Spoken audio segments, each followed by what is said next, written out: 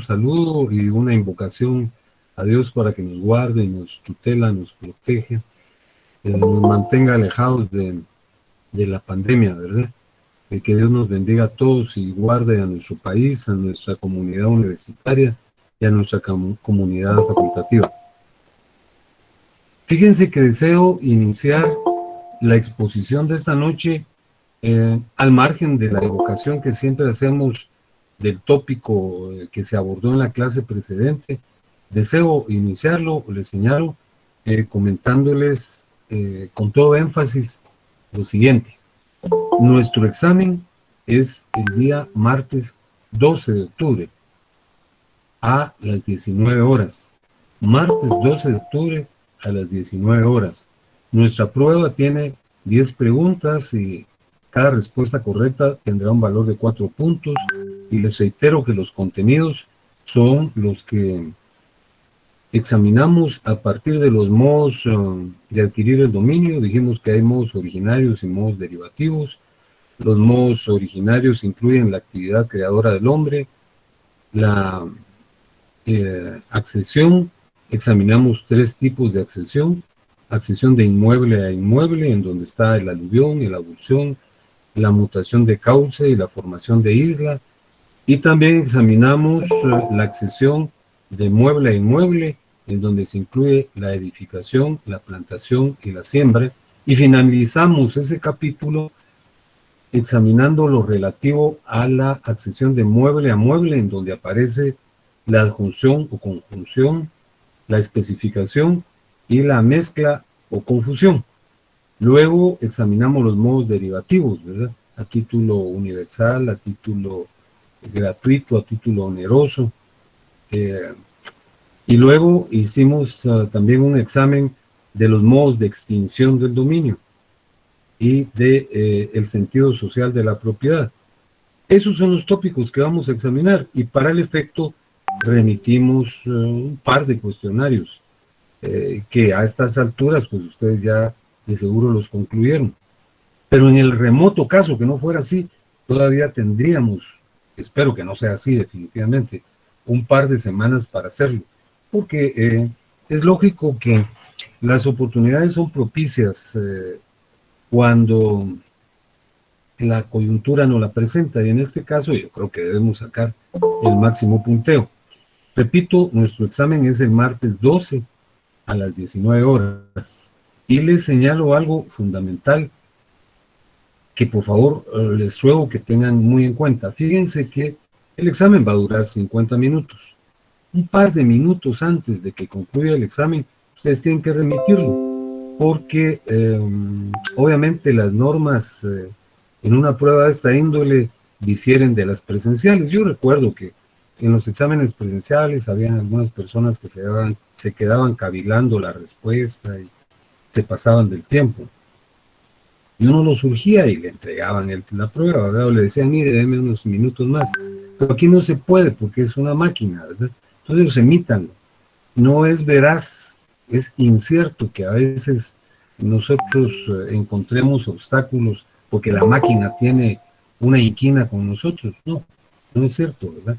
Hay que observar esta regla y les insisto, por favor, si hubiera algún problema, nos lo comunican de inmediato, como pasó aquí en una oportunidad de recuperación, y de inmediato acudimos solicitando auxilio y se resolvió. Pero resulta que algunas personas me dicen a los 8 días, fíjese que no pude mandar la prueba porque la máquina me lo impidió. Entonces a los 8 días ya suena poco creíble, ¿verdad? Yo honestamente les reitero que deseo que todo salga bien, que todo nos salga bien a ustedes, porque en la medida que les salga bien a ustedes, está saliendo a mí, los docentes, a menos que estemos enfermos, ¿verdad? Tenemos la pretensión de transmitir bien, de que los alumnos salgan bien y que todos salgamos bien. Hice hincapié en la fecha, que la vuelvo a repetir, es el martes 12 de octubre a las 19 horas, porque hemos tenido unos problemas muy severos con el calendario. En la última oportunidad les señalé que yo no sé ni por qué razón el mismo se fue difiriendo, y pese a que yo hice notar ese aspecto, no tuve prontitud La respuesta que me dieron el día martes fue, pero si usted ya tiene su fecha, no se preocupe por los demás. Yo les decía que no es que yo tenga preocupación por los profesores, sino que creo que es un derecho de los alumnos saber con qué clase van a empezar y en qué fecha y a qué hora. Y hoy se publicó el calendario. De seguro que muchos lo vieron en horario matutino. Lo vieron, ¿verdad? No, yo no lo he visto. No, licenciado, todavía no está. Yo tampoco, licenciado. Todavía no, Lic. No, fíjense que sí salió. Todavía no está Lic. Les explico. Fíjense que sí apareció. Apareció hoy, estuvo en la página como hasta las 11 de la mañana, pero estaba cargado de errores. No decía que era de cuarto semestre, sino que era de tercer semestre. Los horarios estaban confundidos y por eso estoy haciendo hincapié en que nuestro examen es a las 19 horas, porque estaba al revés. La sección H, que es la primera que yo imparto estos días, estaba a las 19 y ustedes estaban a las 18. Entonces, lógicamente hubo muchas quejas, había una confusión ahí, creo que con el licenciado de Mata y con sociología. Entonces todos argumentaron, ¿verdad? Y lo retiraron nuevamente y lo van a corregir. Pero le hablamos a la secretaria de coordinación, que es Lorena Monterroso, y dijo que hasta mañana. Realmente yo sí creo que esa es una inconsecuencia y que alguien debe intervenir para poner orden, porque fíjense que la mayor parte de coordinaciones, la del segundo semestre, la del sexto semestre, la del octavo semestre y la del décimo, lo publicaron desde hace mucho tiempo. En cambio, fíjense ustedes, a estas alturas me dicen que no lo vieron en la mañana y que ahorita lo ignoran y que probablemente se publica hasta mañana. Ojalá que todo se encauce por el mejor camino, porque creo yo que sí es un detalle poco conveniente e inadecuado que revela desorden, ¿verdad? Que no debe existir. Así es que yo deseo que todo se resuelva de la mejor manera, ¿verdad? Porque, por ejemplo, yo creería que el examen de lunes, ustedes no tienen ni noción de qué se va a examinar el lunes, entonces. No, O sea que licenciado. prácticamente empiezan el lunes. En No, ese Lic, no calendario, Lic. en ese calendario que tenía errores, Lic, decía que comenzábamos con derechos humanos, pero como usted dice Sí. que estaba erróneo. Había un problema, creo que con sociología y con penal. Entonces, ¿usted sí lo vio? ¿Quién fue la que me habló? ¿Laura o Sonia? Yo, Lic, Ah, Yo no. Suseli, no, Suseli fue la que me comentó. ¿Usted sí lo vio? sí, licenciado, pero decía que comenzamos con derechos humanos. Y la vez pasada comenzamos con derecho procesal constitucional, si no estoy mal. Ujú. Ay, por Dios santo. Bueno, fíjense que yo imparto también Derecho Procesal Constitucional, pero yo examino el 6 y ya les hice notar a mis alumnos que son de la sección C que vamos a examinar, ¿verdad? Pero la coordinación sí nos falló terriblemente ahora y imagínense ustedes a estas alturas, ustedes no saben de qué se van a examinar. Pues yo espero que todo salga bien y que se ordene esta situación, ¿verdad? Como les repito, yo creería que el examen de lunes sí debiera posponerse porque obviamente hay una afectación. Yo sé que ustedes Licenciado, disculpe, entonces oficialmente los exámenes comienzan el lunes de la otra semana. empiezan el 4, Helio, empiezan el 4 de octubre. Buenas noches, licenciado. Sí, José Alfredo, dígame. Buenas noches, un gusto saludarlo con una consulta. ¿Usted hasta el tema que vamos a ver hoy va a evaluar para este parcial? Pues yo se los acabo de explicar, José Alfredo. ¿Usted se acaba de adicionar o no me escuchó? Sí, hace ratito me adicioné, disculpe, licenciado. No, no tenga pena. Miren, se los vuelvo a repetir, porque también eso sí es severo, pues, ¿verdad? Porque yo sí se los he trasladado. Se los acabo de decir, José Alfredo. Estábamos hablando de otro tópico, pero en aras de clarificarlo atañedero a este curso, les decía que nosotros vamos a examinar desde los modos de adquirir el dominio, que son originarios y derivativos. Vamos a examinar lo relativo a los modos que se producen.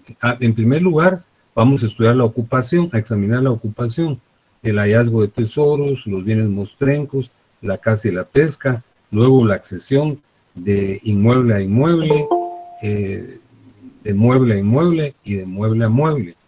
Y luego vamos a examinar los modos, la usucapión, la vamos a examinar también, y asimismo vamos a examinar lo relativo a los modos derivativos, a los modos de extinción del dominio, hasta allí. Y el sentido social de la propiedad, que son los cuestionarios que ya les trasladé, José Alfredo. Ojalá que ya los tenga y que los haya resuelto, porque esos son los tópicos. Y los estoy recalcando porque de repente hay personas que no lo tienen con claridad. Entonces, le reitero, la propiedad horizontalmente dividida, la propiedad intelectual y lo que vamos a platicar el día de hoy, no lo vamos a examinar. Es un examen breve, les decía yo hace unos minutos que van a ser 10 preguntas. Cada respuesta correcta tiene el valor de 4 puntos, que el lapso del examen es de 50 minutos, y les pedía enfáticamente que unos 2 minutos antes de que se cumpla el lapso remitan la prueba para no tener problemas, porque cuando uno rebasa el tiempo, la máquina ya impide la traslación. Entonces, José Alfredo, no sé si está claro esto o hay alguna Muy claro, duda. licenciado, se lo agradezco mucho. Vaya, José Alfredo, perfecto. Bueno, que todo salga bien. Hago una remembranza celérica, aunque el tema de esta noche es relativamente breve. En la última clase hablamos de la propiedad intelectual y dijimos que hay 2 clases de bienes, los bienes corpóreos y los bienes incorpóreos. Lógicamente los corpóreos son los que tienen materia, los que tienen tangibilidad, la que los vemos, los apreciamos a través de nuestros sentidos, como un carro, una casa o un celular, creo que ejemplificamos. Y los incorpóreos, lógica y obviamente, son abstracciones, no tienen corporeidad, pero existen, como la propiedad intelectual. Y hablamos del origen de la propiedad intelectual, señalando que el origen de la misma databa de la Edad Media, cuando los poderosos concedían lo que se llamaba privilegios a los artistas.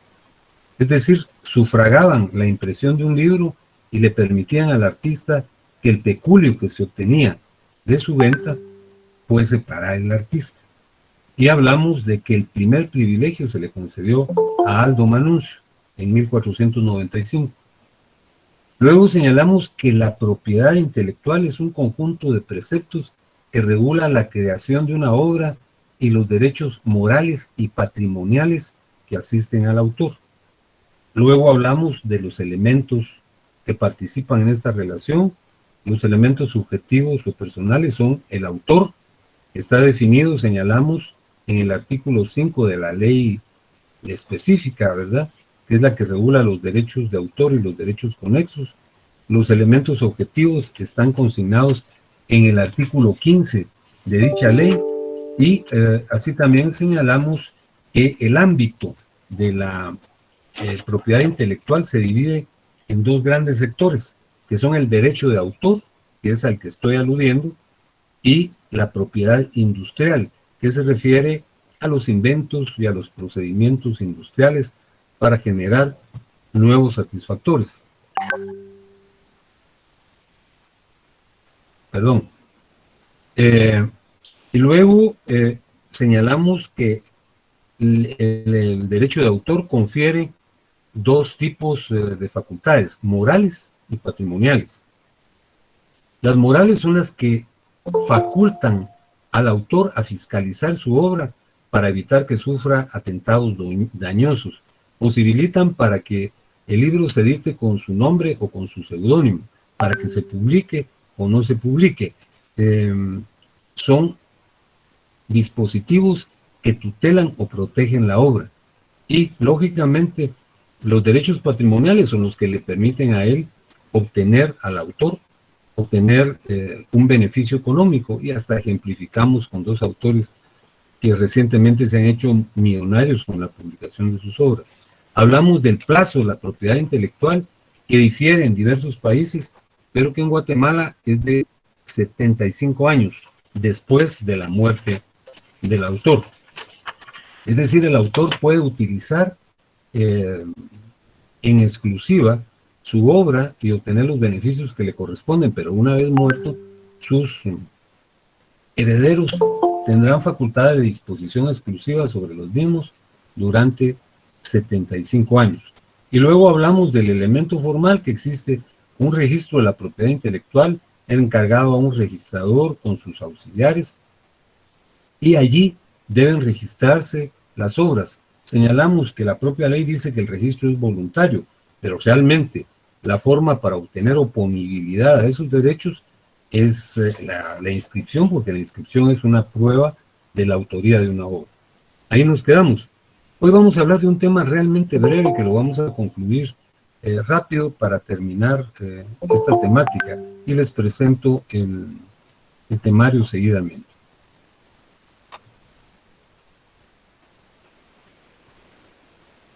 Creo que ya lo tienen en la pantalla, ¿verdad? Ya, licenciado. Así es, Muchas gracias. licenciado. Muy bien.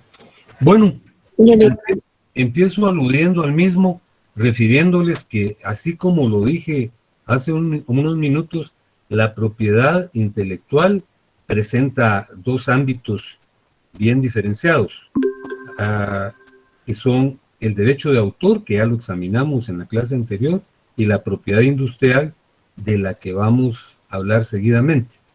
Se llaman propiedades especiales porque recaen sobre bienes inmateriales. Hace un minuto hicimos una evocación de lo que son los bienes corpóreos y de lo que son los bienes incorpóreos.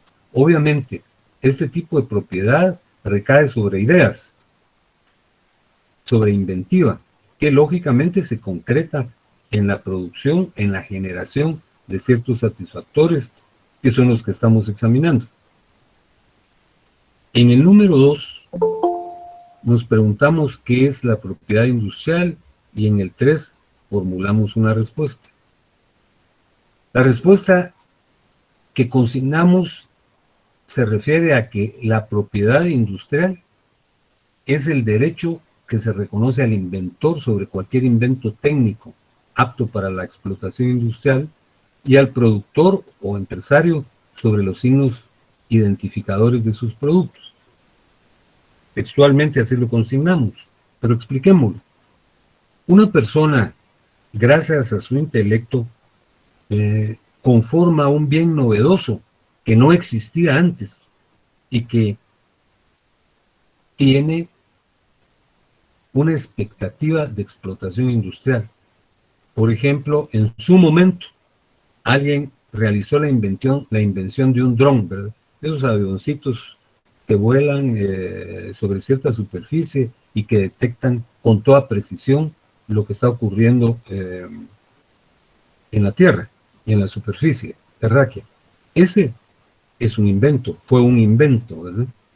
Es un invento porque es una generación técnica y está predispuesto para la explotación industrial, ¿verdad?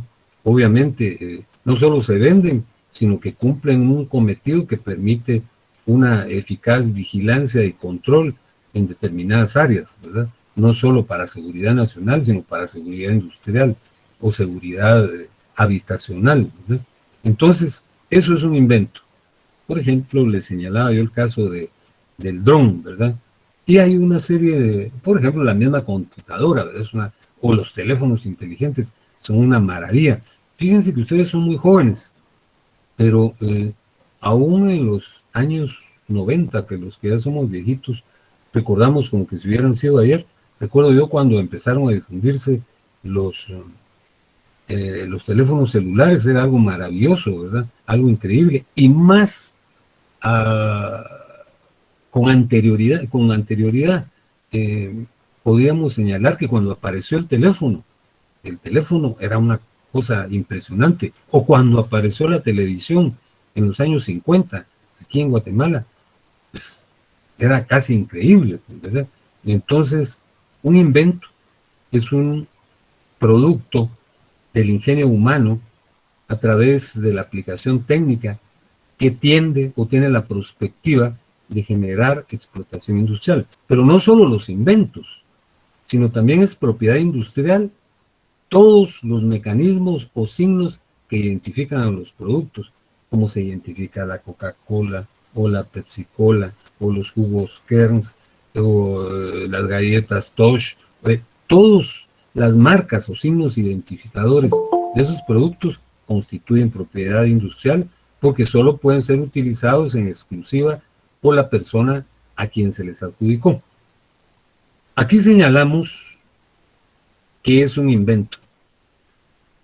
En términos de extrema simpleza, para no introducirnos en complejidades, establecemos básicamente que es un producto del ingenio humano, pues, ¿verdad? La humanidad es realmente sorprendente, ¿verdad? Yo creo que ha posibilitado un desarrollo increíble en un lapso breve, con sus luces y sus sombras, ¿verdad? Y algunas de las luces son los inventos, esos inventos maravillosos, el ferrocarril, el vehículo, bueno, etcétera, ¿verdad? El teléfono celular, como les decía, al margen de todas esas, todos esos artilugios que se utilizan en medicina y que han permitido salvar vidas y que año con año, día con día, hora con hora se producen más. Esperamos con la intercesión de Dios y su misericordia que pronto también dentro de esas invenciones figura algo que controle la pandemia. Bueno, eso es un invento, es un producto del ingenio humano, pero debe tener una característica, debe ser novedoso, debe referirse a algo que no existía y que tenga utilidad colectiva. Entonces las características básicas de un invento que se consignan ahí en renglón y medio son es un producto del ingenio humano, es algo novedoso, y ese producto del ingenio humano que es novedoso debe tener indefectible una utilidad colectiva, porque en la medida que fuera individual no tendría ninguna repercusión industrial y consecuentemente económica, que es a lo que propende la humanidad, ¿verdad? Obtener recursos. Fíjense que básicamente hay dos tipos de inventos, que son los que consignamos aquí. Los inventos de productos, ¿verdad? Cuando la invención, cuando el ingenio humano produce algo verdaderamente tangible, material, que ocupa un lugar en el espacio, como un aparato, ¿verdad? Por ejemplo, quien hizo la invención del dron, como les decía, ¿verdad? O de esas fabulosas máquinas, que aunque no lo crean ustedes, porque son muy comunes, que están en los gimnasios relacionadas a la carrera, ¿verdad? Esas máquinas para correr, las corredoras. Fíjense que eso, aunque ustedes, como les repito, ustedes probablemente ya nacieron cuando habían, pero en una época no existían. Es verdaderamente sorprendente, para poder ponerles el ejemplo de una futileza, ¿verdad? Pero, por ejemplo, la percoladora o el horno de microondas es una invención fabulosa. Esas son invenciones de productos, pero también hay invenciones de procedimientos para producir un efecto básico que puede ser, por ejemplo, una receta de cocina, así como se inscriben casi en secreto la fórmula para hacer la Coca-Cola, imagínense ustedes, ¿verdad? O una fórmula de una crema para combatir las arrugas basada en el colágeno. Entonces también es un invento, no solo la producción de un aparato, sino la producción de un método, como les digo aquí, de una operación o de un conjunto de ellos para generar un mecanismo que también trascienda, que sea algo nuevo y que beneficie a la colectividad. Esos son los dos tipos de inventos que existen. Las características del invento son estas tres que aparecen en el número 7. Fíjense que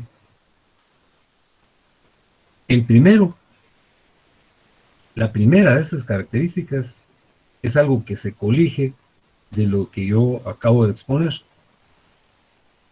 El invento debe tener carácter técnico, ¿verdad? Ser una manifestación de una elaboración mental que propicie un carácter técnico y manifestarse en el mundo físico. Pues ya les hablé de un dron, ¿verdad? O del horno de microondas, o de los maravillosos teléfonos celulares, teléfonos inteligentes, pero no puede ni debe confundirse con una producción meramente mental, ¿verdad? Así como el yoga. Pónganse ustedes en tal posición, hagan una introspección y ustedes advertirán la mejoría psíquica y física que se produce. Eso no es un invento. Todas las manifestaciones introspectivas, meramente mentales, no son un invento. El invento debe rebasar el límite intelectual, tener carácter técnico e incidir en la vida real, ¿verdad? Por ejemplo, cómo se hacían, por utilizar un ejemplo muy simplista, ¿verdad? El puré, digamos, ¿verdad? Tomaban un artefacto ahí que a mano hasta les dolía a las señoras o a los caballeros que intervenían en la producción del puré o del pudín. Cuando en eso, qué maravilla, la percoladora, ¿verdad? Una licuadora. Ese es un invento, porque rebasa el mundo introspectivo y se traduce en un efecto real que modifica una realidad que antes estaba sujeta a otros principios, a otras leyes, ¿verdad? ¿Quién se iba a imaginar, verdad, que por ejemplo un pequeño artefacto volador tomase fotos o filmara lo que está aconteciendo a ras del suelo? Entonces, el invento no debe ser introspectivo, no debe ser meramente mental, sino es una manifestación técnica que debe manifestarse en el mundo físico. La segunda característica se refiere a que el invento no debe aludir a algo que ya existe y que se descubre, sino que es algo que es creado, que es novedoso. Por ejemplo, si alguien, pues un astrónomo se pone, así como se ponen los científicos a indagar en el espacio con esos maravillosos telescopios y encuentran que en lugar de ¿cuántas lunas tiene Saturno? 5, ¿verdad? Ariel, Umbriel, Titania, Oberón y Miranda. No son 5 lunas, sino son 6. Había una que no habíamos descubierto. Ese es un descubrimiento, no es una invención, ¿verdad? Por ejemplo, Colón no inventó América, sino la descubrió. Entonces él fue un descubridor, no fue un inventor. Ciertamente en un momento dado el descubrimiento puede dar pábulo a un invento, pero en términos de generalidad, al margen de que debe tener carácter técnico y manifestarse en el mundo físico, debe ser algo generado por el inventor, que no preexista. Les repito, no hay que confundir los descubrimientos con los inventos. Al margen de ello, fíjense que en la tercera característica señalamos que la invención conlleva el aprovechamiento de la materia o energía que existe en la naturaleza. Es decir, los inventos utilizan, se aprovechan, se fundamentan en circunstancias o elementos reales. Por esa razón, ahí les consigno algo que no lo digo yo, que no soy experto en eso, que los programas informáticos no son considerados inventos, ¿verdad? Porque solo permiten que un sistema de computación pueda interpretar instrucciones, pero no son considerados como un invento, aunque pueden patentarse dentro del margen de la propiedad industrial, pero no se consideran netamente un invento. Bueno, una persona realiza una invención. Fíjense que desde los inventos más que pueden ahora parecen pueriles, ¿verdad? Como las máquinas de rasurar que tienen un triple filo. Fíjense que eso fue un invento, ¿verdad?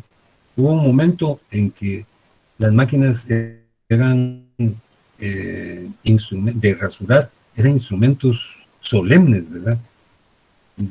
Costaban un ojo de la cara porque estaban hechos de un material antioxidable, porque como se mojan continuamente, ¿verdad? Pero a alguien se le ocurrió que para obtener mayor beneficio debían de traer tres hojas. Lo patentó y es un invento. Entonces, ¿qué es una patente? ¿Qué es un en qué consiste esa patente.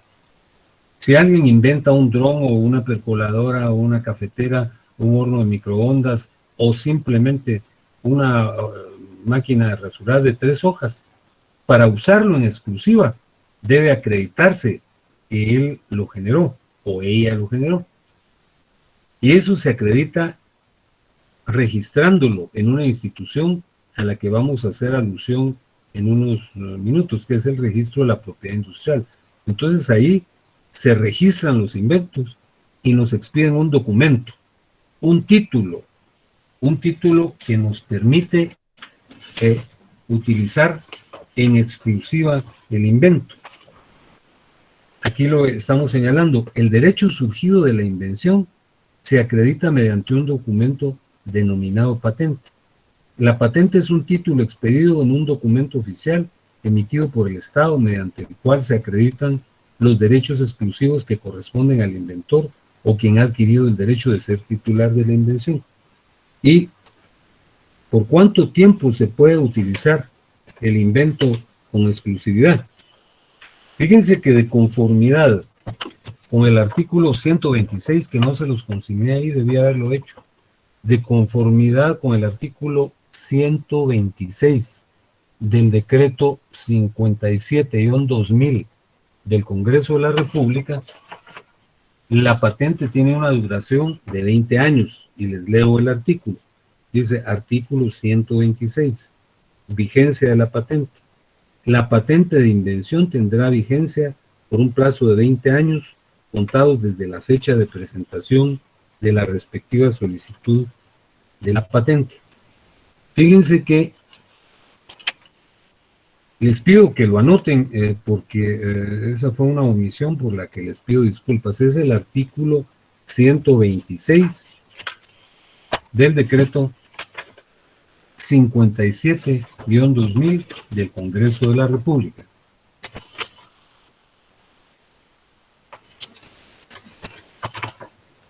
Que se llama Ley de Propiedad Industrial. Ley de Propiedad Industrial. Fíjense que en el caso del derecho de autor, la protección, ya vimos que dura la vida del autor y 75 años más después de su muerte. Los herederos o a quien le hayan cedido los derechos pueden utilizarlos en exclusivo. La patente no. La patente son 20 años. Y cuando interrogamos, ¿y por qué son 20 años? Porque la exclusividad de los inventos riñe con el sentido social de la propiedad. Hay inventos que deben difundirse a efecto de que puedan ser utilizados por todos, ¿verdad? Porque son creaciones que van a favorecer la interrelación social. Entonces, ¿cómo caduca una patente? Caduca, en principio, por expiración del plazo. Pasan los 20 años y entonces ya la invención, cumpliendo ciertos requisitos, puede ser utilizada por otros, ¿verdad? Por renuncia del titular. Cuando una persona dice, no, yo no puedo usar en exclusiva esta invención porque mejor que la utilicen todos, ¿verdad? Entonces renuncia a su derecho. Y la tercera, por falta de pago en tiempo oportuno de una anualidad. Aquí en Guatemala las patentes implican que se erogue un pago anualmente. Y con un año, con una anualidad que no se cumpla, entonces expide la patente. Y para finalizar la exposición de hoy, les resalto que existe también una institución que controla y que genera orden en la actividad de la propiedad industrial, y es el registro de la propiedad industrial. El registro de la propiedad industrial es una institución que está adscrita al Ministerio de Economía y está encargado a un registrador de la propiedad industrial que tiene varios asistentes que se llaman registradores auxiliares, ¿verdad? Que son abogados, todos tienen que ser abogados con por lo menos 5 años de experiencia. Esto está regulado en los artículos que consigné ahí. Pero la propiedad industrial no se resume en exclusiva en la tutela de los inventos, sino también en los signos distintivos. Aquí definimos qué son los signos distintivos. Son las señales o figuras que utilizan las empresas para hacerse reconocer en el mercado y diferenciarse de sus competidores. Todos hemos visto que hay signos distintivos, Coca-Cola, Pepsi-Cola, Tigo con esa especie de carita, o Claro, para utilizar de ejemplo esas entidades. De la mayor parte de productos se anuncian por un símbolo, McDonald's, ¿verdad? Con su clásica M, ¿verdad? Entonces, todos esos son signos distintivos. Aquí señalamos que los signos distintivos pueden ser una marca, un nombre comercial, un emblema, un rótulo, una expresión o señal de publicidad y una denominación de origen.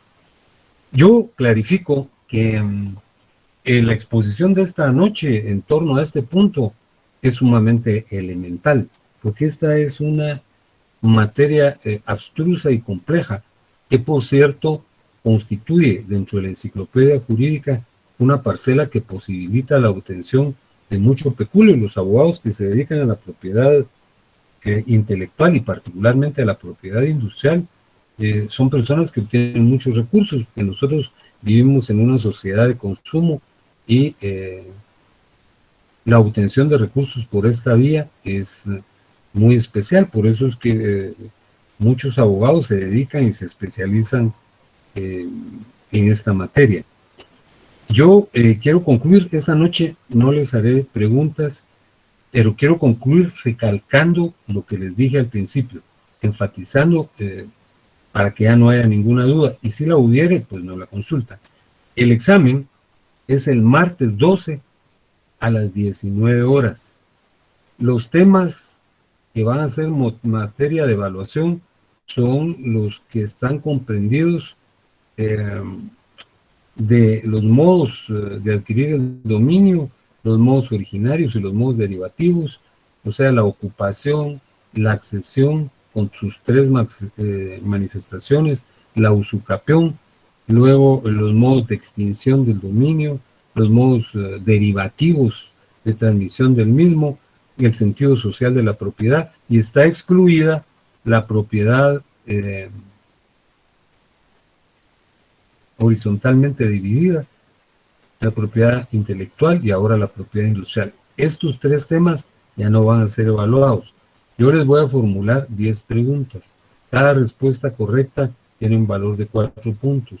La duración del examen va a ser de 50 minutos, pero ustedes unos 2 minutos antes, por favor, o mejor vamos a dar 55 minutos.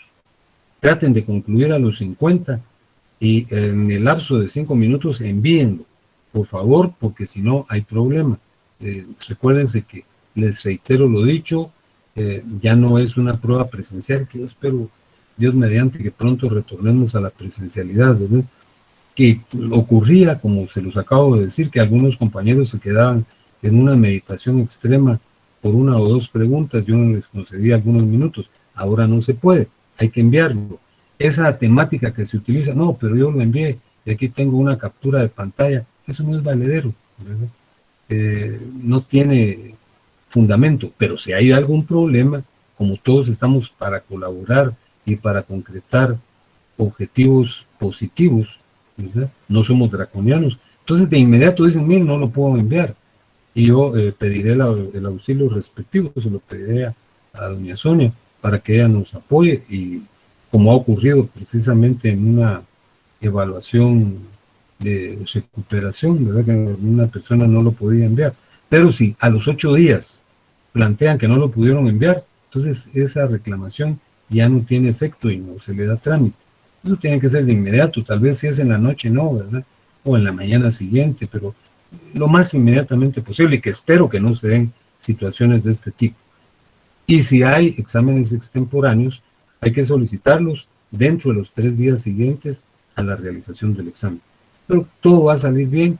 Yo espero también que ya les emitan su calendario para los efectos correspondientes, que ustedes sepan cuál es la materia de la que se va a examinar el lunes, y mejor aún si posponen ese examen, porque creo yo que no habría, bueno, ustedes han estado estudiando, pero creo que sí es menester que uno conozca a qué prueba se va a someter. Así es que concluyo la actividad de esta noche. Yo tengo la impresión que nos vamos a contactar hasta el examen, porque la semana venidera, independientemente de lo que se determine, en este momento hay examen el lunes 4, el miércoles 6 y el 8, que sería viernes de la semana entrante. Nosotros nos examinaremos el 2, que es el martes de la subsiguiente semana, y creo que ustedes concluirían el viernes, el 12, no, el jueves, 13 y 14. Entonces, esa es la situación. Yo les deseo lo mejor. ¿Todavía están por ahí? Sí, muchas gracias. Gracias, licenciado. Descansen, licenciado. Feliz noche, licenciado. Muy buenas noches. Muy buenas noches. Feliz noche. Gracias por todo. Buenas noches, licenciado, gracias. Feliz noche, Lick. Buenas noches, descansen. Feliz noche. Buenas noches, mucho gusto. Descansa, licenciado.